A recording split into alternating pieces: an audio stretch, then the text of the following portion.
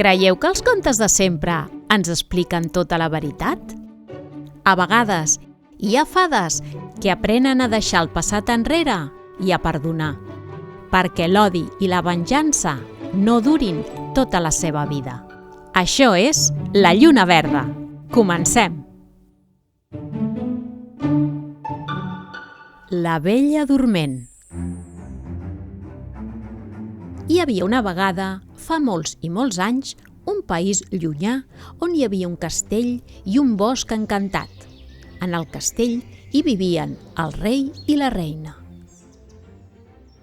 I en el bosc encantat hi vivien 7 fades que es deien intel·ligència, valentia, esperança, paciència, alegria, bellesa i la 7a es deia rancúnia. Ningú volia la rancúnia, ja que sempre estava enfadada per l'odi i la malícia que portava a dins, ja que fa anys el rei li havia fet mal. El rei i la reina van tenir una filla i per celebrar-ho van organitzar una gran festa a la que van convidar a tot el poble i també a les 6 fades bones del bosc. Les fades, agraïdes, li van atorgar cadascuna d'elles un do a la nena. Seràs intel·ligent. Seràs valenta. Seràs esperançada. Seràs pacient. Seràs alegre. Seràs bella. En aquell instant va aparèixer la fada rancúnia, que enfadada va aprofitar aquell feliç moment per venjar-se del rei. Gaudiu mentre pugueu de la vostra filla. El dia que compleixi 16 anys es punxarà amb l'agulla d'una afiladora i es quedarà adormida. Només un petó d'amor veritable la podrà despertar. Ni tu, rei, ni ningú de la teva família la podreu salvar. En sentir aquell malefici, el rei va fer cremar totes les filadores del regne per evitar que la seva filla es punxés. Va passar el temps i la princesa creixia valenta, intel·ligent, alegre i guapa.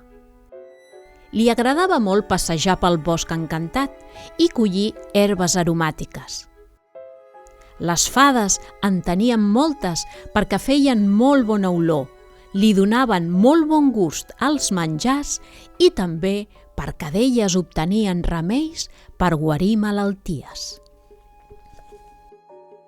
Les fades guardaven molt bé el coneixement de les propietats d'aquelles plantes i sempre les compartien quan la gent del poble es posava malalta. Un dia, la fada rancúnia es va trobar una noia passejant pel bosc, però no sabia que aquella noia era la princesa. Què fas aquí? Busco herbes aromàtiques. Les coneixes? Sí. Pensava que una noia jove com tu buscaria flors. Prefereixo les herbes aromàtiques. Fan tan bona olor. M'agrada collir espígol i posar-ho en bossetes que després guardo dins l'armari o els calaixos de la meva habitació. A mi també m'agraden. Quina és la teva preferida? La farigola. Fa molt bona olor. Fa uns plats exquisits i va molt bé per la tos.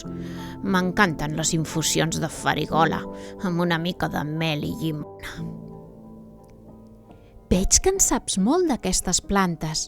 Que em podries ensenyar?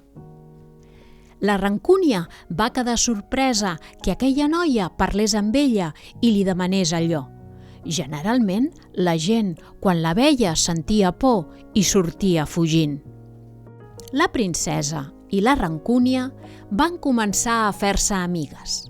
Les dues compartien l'afició per les herbes aromàtiques i molts dies es trobaven al bosc per buscar-les. La Rancúnia compartia els seus coneixements amb la princesa, que aprenia ràpid i sempre feia moltes preguntes. D'aquesta manera es van convertir en millors amigues. El dia que la princesa va complir 16 anys, plovia i es va posar a jugar dins del castell amb els seus amics a fet i amagar. Buscant un lloc on amagar-se, la princesa va descobrir una petita habitació en una de les torres del castell on mai hi havia estat.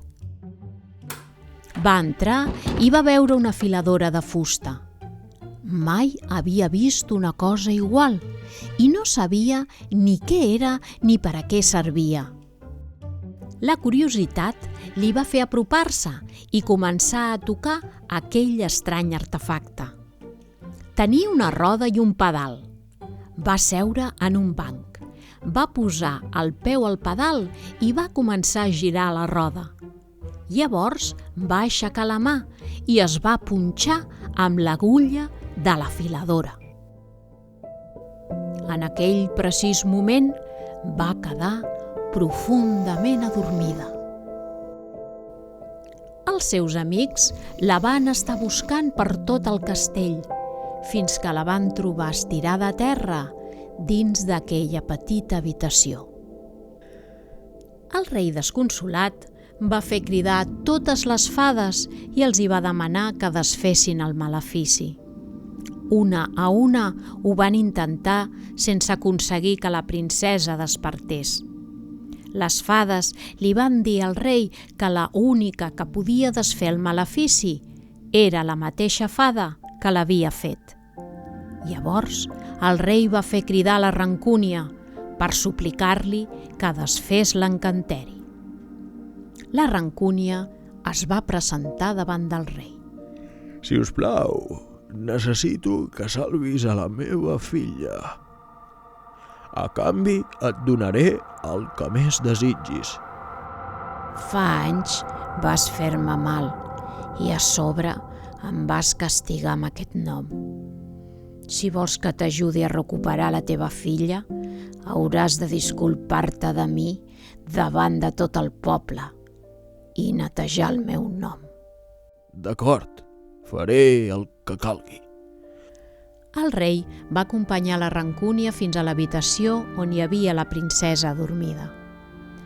Només arribar, la Rancúnia va començar a plorar quan va reconèixer qui era la princesa.